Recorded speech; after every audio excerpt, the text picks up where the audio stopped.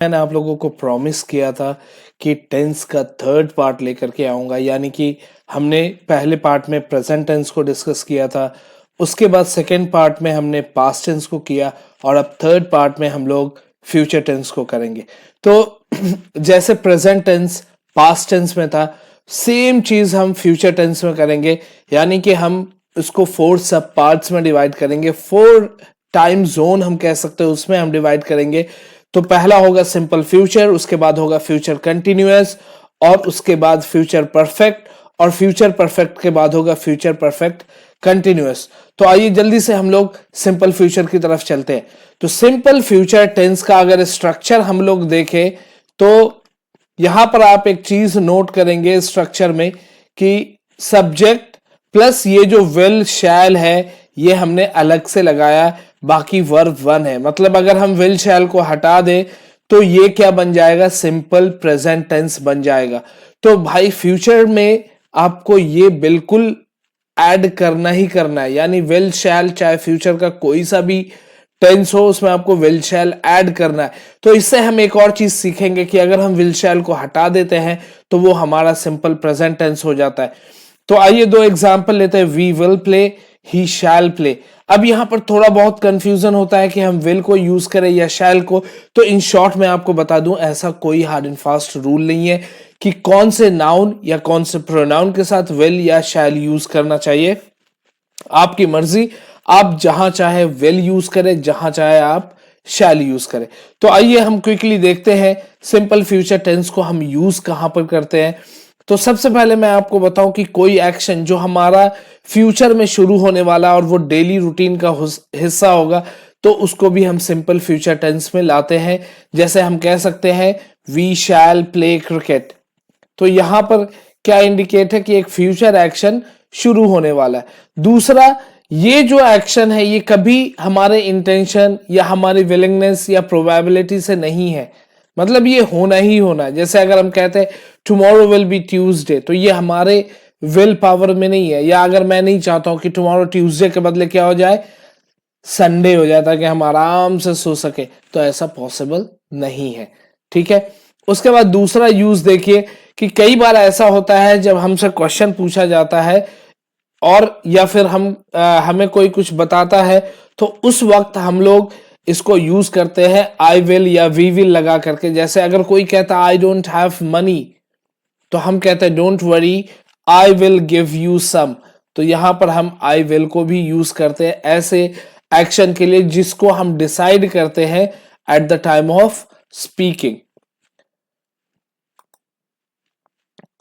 तो अब आइए यूजेस के बाद हम लोग देखते हैं कि इसको इंटेरोगेटिव और नेगेटिव कैसे बना सकते हैं। अब तक तो आप लोग सीख गए होंगे कि इंटेरोगेटिव और नेगेटिव कैसे बनाया जाता है, क्योंकि मैं आप लोगों को ऑलरेडी बता चुका हूं कि हेल्पिंग वर्ब ये जो है इसको हम सबसे पहले बाहर ले आएंगे और फिर हमारा सीक्वेंस सेम रहेगा, शैल वी प्ले क्रिकेट। और इसी तरीके से मैंने बताया था कि नेगेटिव यूज करने के लिए हेल्पिंग वर्ब और मेन वर्ब के बीच में आपको नॉट इंसर्ट कर देना और वो हो जाएगा इंटेरोगेटिव। तो next will move to continuous tense, यानी कि फ्यूचर कंटिन्यूअस टेंस की बात हम कर रहे हैं। तो फ्यूचर कंटिन्यूअस टेंस का स्ट्रक्चर अगर देखेंगे तो स्ट्रक्चर कुछ इस तरीके का है, सब्जेक्ट, विल शैल और बी और वर्ब आईएनजी।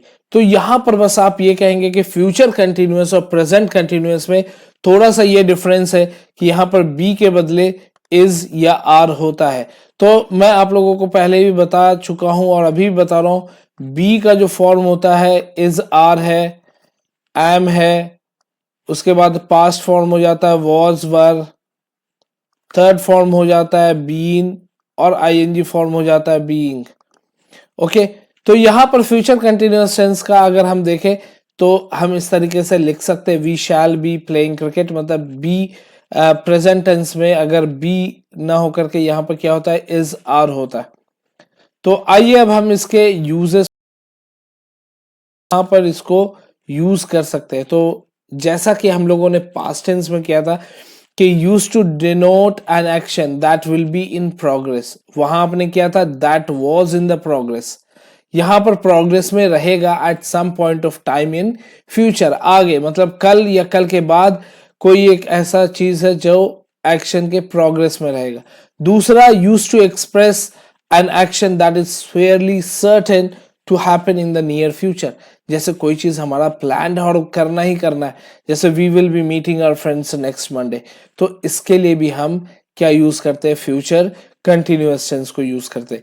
आइए क्विकली अब इंटेरोगेटिव और नेगेटिव देखते हैं। अगेन हम क्या करेंगे, विल को बाहर निकालेंगे, तो ये हो जाएगा will we be playing cricket, और यहाँ पे विल को ही हम हेल्पिंग वर्ब मान रहे हैं, तो हम विल के बाद नॉट लगा देते हैं, तो ये इंटेरोगेटिव सेंटेंस हो जाता है, सॉरी नेगेटिव हो जाता है, we will not be playing cricket. आइए अब चलते हैं हम लोग फ्यूचर परफेक्ट टेंस के पास। तो फ्यूचर परफेक्ट टेंस में अगर आप देखेंगे स्ट्रक्चर जो है, अगेन मैं कहूंगा कि ये सब जो है क्या है, प्रेजेंट टेंस का है, सिर्फ नाम चेंज कर दिया और विल शैल को ऐड कर दिया। दूसरा आप देख रहे होंगे हैव लगा हुआ है, तो जी हाँ, फ्यूचर में हमेशा हम हैव यूज करते हैं, चाहे वो सिंगुलर हो या प्लूरल हो। हैज का यूज सिर्फ प्रेजेंट टेंस में होता है, ना तो पास्ट में होता है ना ही फ्यूचर में होता है। तो we will have revised our course, they will have played all the games. अब इसके बाद देखते हैं इसके यूजेस को। तो ये सेम चीज है, use to express an action which will have completed, और हमने कहा था which have completed before a given time in the future, और वहां था before a given time in the past. तो यहां पर हम देखते हैं he will have left the room before I reach, I will have completed the work before mother asks. तो मैंने आपको बताया था कि परफेक्ट टेंस के साथ जरूर या तो सिंपल प्रेजेंट लगेगा या सिंपल पास्ट लगेगा। तो सिंपल पास्ट कब लगता है, या तो प्रेजेंट परफेक्ट हो या पास्ट परफेक्ट हो, और सिंपल प्रेजेंट यूज करना है तो हम उसके लिए हम यूज करेंगे फ्यूचर परफेक्ट टेंस को।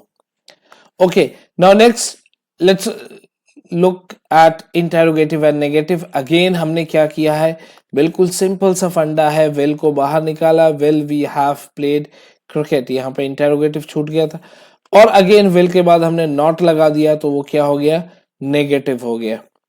तो आइए अब हम लोग देखते हैं future perfect continuous. Future perfect continuous में वी विल या shall have been verb ING,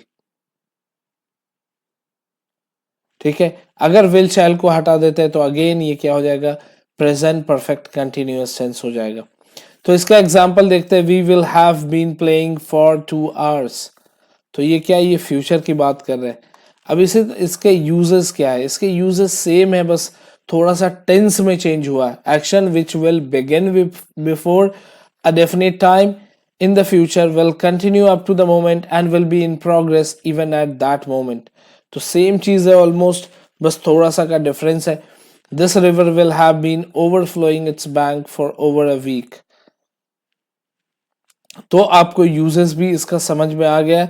अब क्विकली से हम लोग क्या करें, इसके इंटेरोगेटिव और नेगेटिव को देखते हैं। तो अगेन हम विल को पहले बाहर लिख देंगे, तो ये हो जाएगा आपका इंटेरोगेटिव, और नेगेटिव के लिए विल के बाद हम नॉट लगवा देते हैं, तो ये हो जाता है हमारा नेगेटिव सेंटेंस। तो इसी तरीके से आपका जो टेंस है वो कंप्लीट हो गया। अब नेक्स्ट लेक्चर में अब मैं आपको बताऊंगा कि कौन से ऑक्सिलरी वर्ब या कौन से मेन वर्ब को देख करके या क्या देख करके आप आइडेंटिफाई कर सकते हैं कि ये टेंस ये है, या फिर ये इस फिल इन द ब्लैंक में प्रेजेंट टेंस नहीं आकर के फ्यूचर टेंस आएगा। तो इन सब के बारे में हम लोग डिस्कस करेंगे नेक्स्ट वीडियो में, और आई होप कि हमने इस वीडियो को जल्दी कंप्लीट कर दिया है ताकि आप लोगों का ज़्यादा टाइम कंज्यूम नहीं हो। और एक छोटी सी रिक्वेस्ट है आप लोगों से कि जल्दी से जल्दी सब्सक्राइब करें, अपने फैमिली अपने फ्रेंड्स इन लोगों से भी सब्सक्राइब करवाएं, क्योंकि इससे आप लोगों का भी फायदा है और हमारे लिए मोटिवेशन है। तो और इसको फैला दीजिए, जिन जिन बच्चों को डाउट है वो सारे वीडियोस जो है आप इस पे स्प्रेड कर दें। बाकी फर्स्ट पार्ट और सेकंड पार्ट का मैं लिंक जो है डिस्क्रिप्शन में डाल दूंगा। Till then take care, will meet in our next video.